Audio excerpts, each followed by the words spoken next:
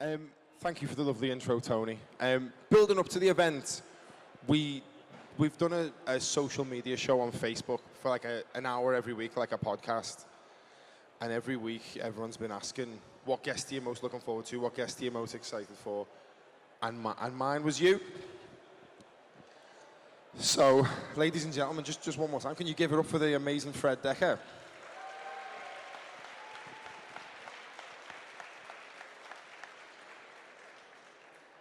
I'm absolutely thrilled that you're here, so thank you. I'm glad to be here.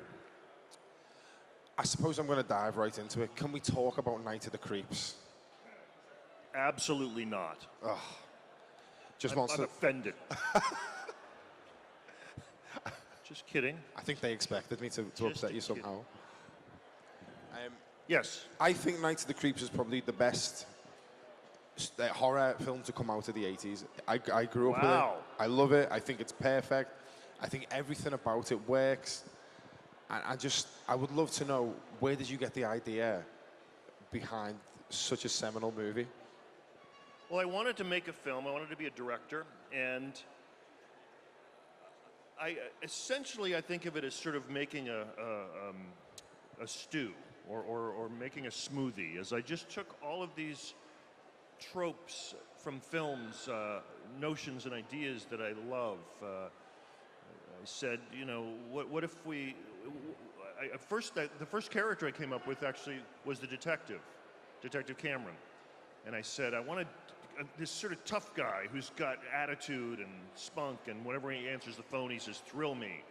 And so I had that character, and I said, okay, well, I think he's a cop. I think he's a detective. So that means he has to be investigating something. So then I came up with the notion of something happening on a college campus, and that gave me my characters, the two, Chris and JC. And then I thought, well, maybe one of them has a crush on a girl, and he wants to impress her somehow. So it was just sort of, like I say, making a stew, taking ingredients from all of the films that were buzzing around in my head, science fiction and college comedy and film noir and all that, and I just sort of dumped it all into the blender and hit the puree button and see what came up. So the movie is very all over the place, but it's a sort of a tribute to all the movies that I loved. It comes across as, I don't want to say a pastiche, but like, as you said... It's absolutely a pastiche, but I hope it's coherent. That's the key. It's like a blend of it. When it starts with the aliens, and then goes black and white, and then goes to an 80s film, and then ends with basically a zombie apocalypse. It's...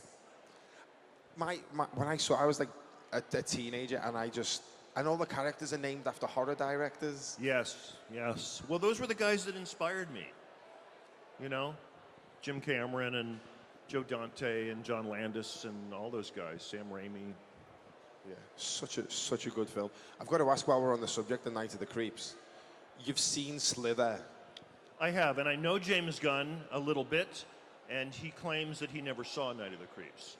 And at first I didn't believe him, but there's actually a television series called The Monster Squad from the 1970s that I never saw, and yet I made a movie with the same title and with those monsters. So I'm giving James a break there. Yeah, I mean, well, that's fair enough. That's true. But when I saw Slither in the cinema, I was like, okay, so they've remade Night of the Creeps with hillbillies. But it's awesome. It's a good film. It is a good film, and I actually think it owes more to The Fly. It seems more like Cronenberg's The Fly than it does to Night of the Creeps, to me. Yeah. Well, since you brought it up, can we talk a little bit about the Monster Squad? Sure.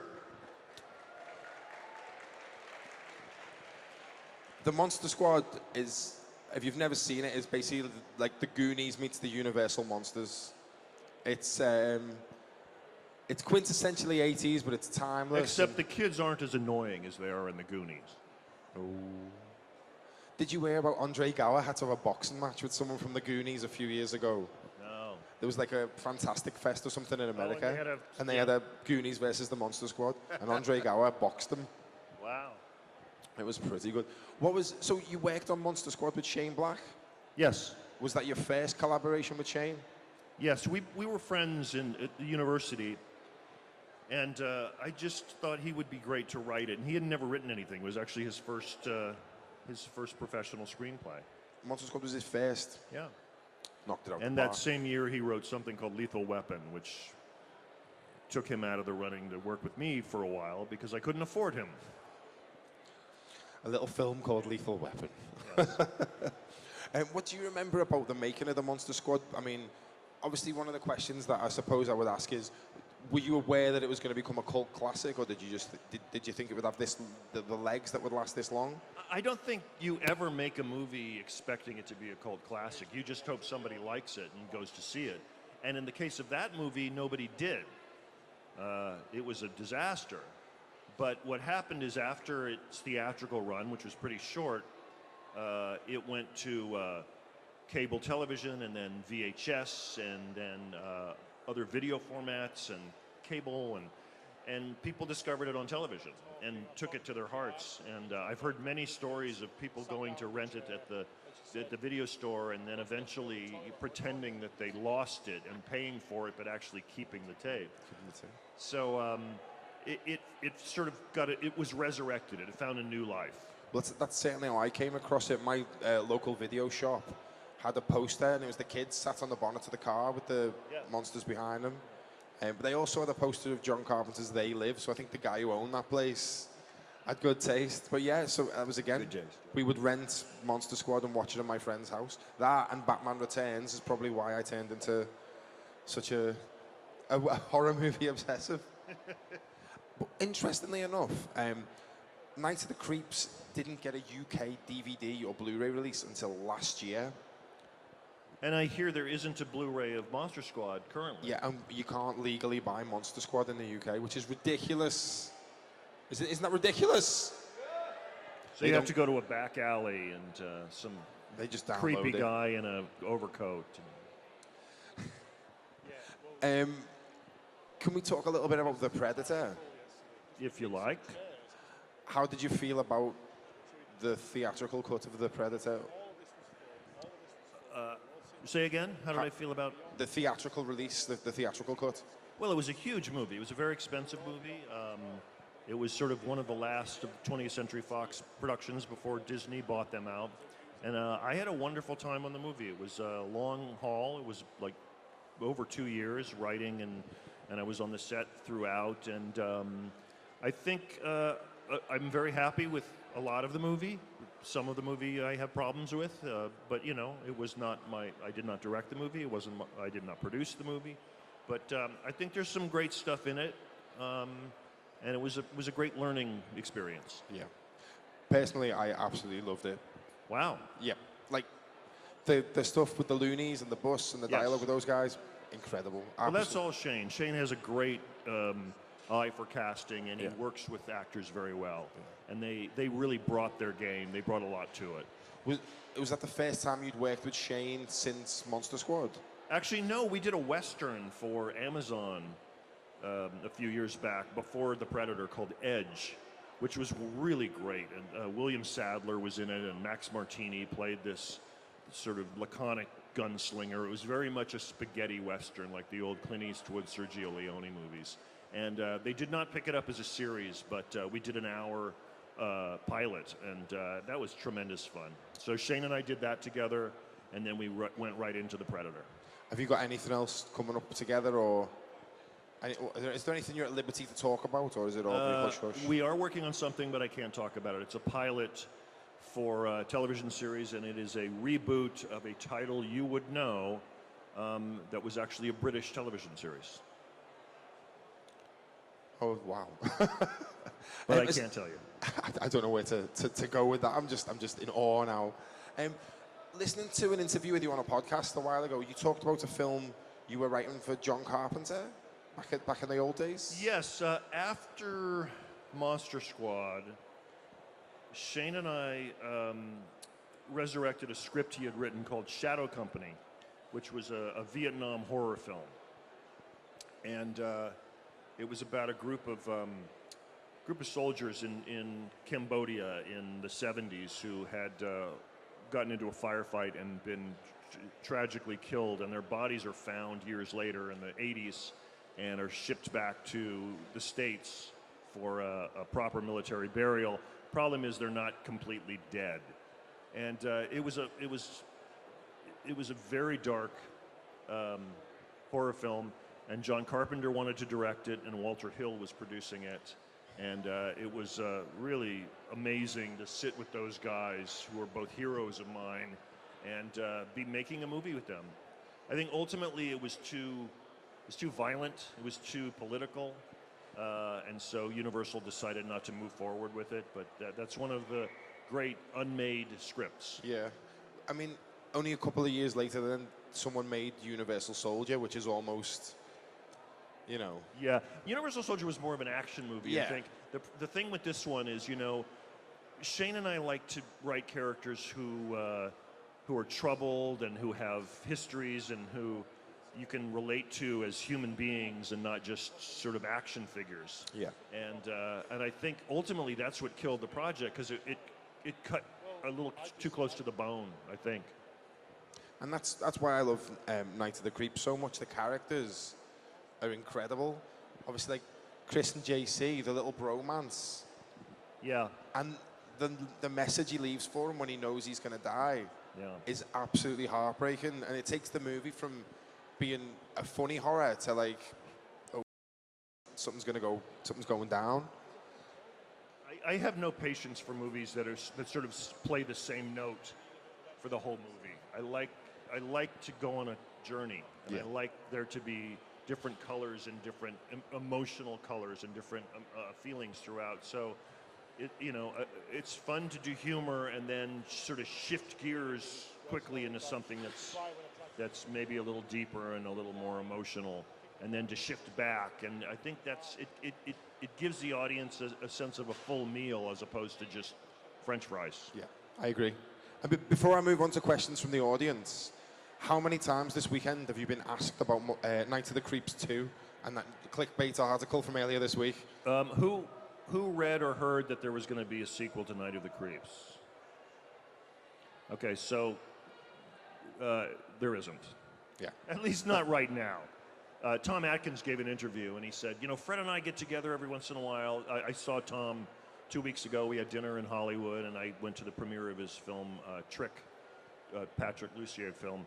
And we have fun, and we always talk about, wouldn't it be great to bring back Detective Cameron? And so he said that in an interview. We always talk about doing this, and then whoever wrote that article decided that was actually going to happen. It doesn't quite work that way, unless you have a genie in a bottle. But, knock wood, maybe someday. I would love to see you work with Tom Atkins one more time. Oh, well, that's the other thing is, if you know the film, his character, spoiler alert, the statute of limitations is up on Creeps because it came out in 1986. The character doesn't necessarily survive the movie. He might, but not necessarily. So I wouldn't want to make it without him. No, he's integral, isn't he? Thrill me. Tony, we got any questions? Hi, Fred. Hello. Obviously, all your creatures in the Monster Squad are based on the ones from the Universal horror. I was wondering which one of those films that they're based on is your favorite, and which monster is your favorite? Great question. I'm partial to the Frankenstein monster because I think he's the saddest. He's not a monster at all, really. He didn't want to be born, and is sad that he's alive, and I find it's very touching. I'm less interested in monsters that are just scary, but ones that I can sort of relate to on an emotional level. I love the Frankenstein series probably the most, but I love the Wolfman. I think the first Dracula is very moody. It's boring as hell, but it's a very moody and interesting movie. The Spanish version is actually even better if you ever see it. Who else is there? The Mummy movies I didn't love, but I knew I had to bring the Mummy in. And The Creature, I love The Creature from the Black Lagoon. I love them all, but Frankenstein probably the most. Probably my favorite of the Universal monster movies, apart from the three Frankensteins, is Abbott and Costello Meet Frankenstein, which gave me the idea to do the Monster Squad, that you could mix humor and horror and have it work in a way that was exciting and funny. Hi, Fred. Hello. What was it like working with Roboteen on the set of Robocop 3? Wonderful question. I'm fond of, because I worked with a lot of amazing talents. But I have to say that Rob is probably the only genius that I've worked with, just categorically a genius, because he always thinks outside the box. And we were doing a scene in Robocop 3 where Robo shoots the ninja assassin, who is also a robot, and shoots him straight in the face. And I said to Rob, now what's going to happen if Robo shoots this ninja robot straight in the face? Is his head going to blow off, or is there going to be bullets in his face, or what is it? And Rob sort of took a minute and he goes, what if it's like a China doll? What if it cracks like ceramic, like a China doll? And I thought, that's genius. And if you see the movie, that's exactly what happens. And that's what Rob was working with him was like. He would always come up with something that was not what you expect, and then he would render it beautifully. One of my favorite experiences.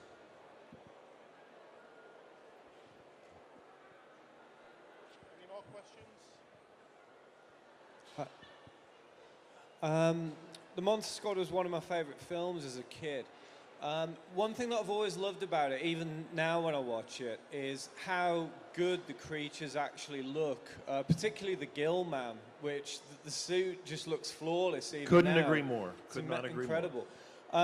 Did you have a lot of say in how the creatures ended up looking, or was it was Stan Winston's studio, wasn't it? Did they just pretty much just run with it? And It's really hard to go wrong with Stan Winston. So certainly I sort of oversaw, but I mean, here's the key to being a director, guys. Find the most talented people you can, both behind the camera and in front of the camera, and let them do what they do. Don't try to tell them how to do it, just let them do what they do. And if they're as great as Stan or Roboteen or any of the wonderful actors and people I've worked with, you know it's going to work out well. So I knew that they had a handle on it, and I'm thrilled with the monsters, but mostly the Gill Man, because it's so seamless and such a great sculpt. And it was actually played by Tom Woodruff, who's a makeup effects guy who worked for Stan, who I just worked with on The Predator last year. And Tom actually, he played the creature, but he did the makeup for Tom Noonan's Frankenstein monster. So that's the way that Stan did it, is like he let his guys do what they were passionate about, and it shows in the work, I think. Tom Woodruff and Alec Gillis. I interviewed Alec about 2 years ago. I still speak to him on Instagram, just when he was doing The Predator. And we were interviewing him via Skype from Studio ADI. Oh, that's great. And he wouldn't show me what he was working on. So we got to see the Ryan Reynolds head from Deadpool. We could see Pennywise from It. But he wouldn't show us anything from The Predator. Yeah. Gag order. He's a meanie. He's a meanie. Next question, please. Hi, Fred. Big fan of your work. Thank you. Just, would you have any tips for an aspiring filmmaker? Tips for an aspiring filmmaker.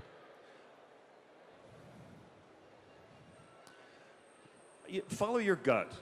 Don't try to sort of copy or ape whatever is popular if it's not really where your heart is. I think the key to a movie is it's not about special effects. It's not about action sequences. That's the stuff that people sort of see. That's like a Christmas tree. You see the ornaments, and sometimes you don't see the tree behind it. The tree behind a movie is the story and the characters. And I know that sounds really boring and creaky, but it's really true, because that's what, people talk about the Monster Squad. I think it's because those scrappy kids are somehow endearing, and we actually care whether they're going to survive and whether they're going to solve the problem. And that's really what it's about. So, as a filmmaker, work from the heart. Whether you're writing or directing or producing or whatever you're doing, if it comes from in here, it's going to be better than if you just try to do something that you think is neat and that people will like. You have to like it first, you know? Is no one else? Oh, there you go, sorry. I thought I saw someone.